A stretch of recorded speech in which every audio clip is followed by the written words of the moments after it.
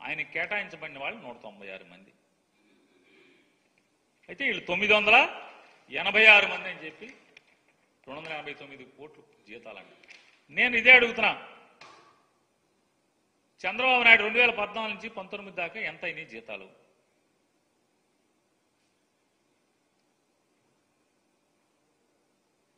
జైల్లో అరెస్ట్ అయ్యి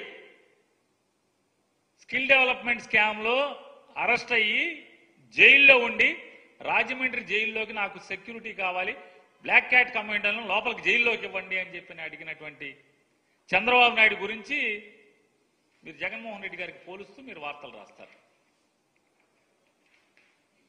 2014 నుంచి 19 దాకా ఎక్కడెక్కడ ఎంతమంది పోలీసులను వాడారు?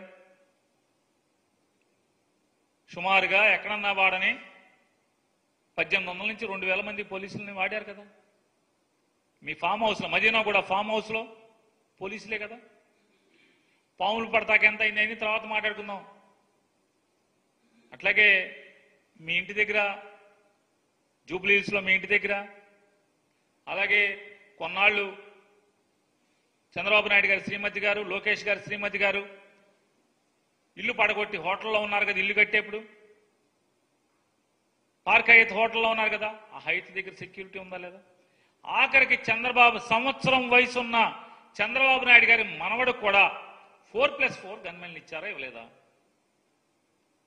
చంద్రబాబు నాయుడు గారి మనవడు సంవత్సరం వయసు దేవాంశ్ గారికి 4+4 గన్మెన్లు ఇచ్చారు. 4 గన్మెన్లు. 4 గన్మెన్లు అంటే సంవత్సరం వయసు ఉన్నటువంటి దేవాంశ్ గారికి 4 గన్మెన్లు ఉండొచ్చు. అధికారంలో ఉన్నటువంటి ముఖ్యమంత్రి సెక్యూరిటీకి 196 మంది ఉంటే 986 మంది అని రాస్తారు.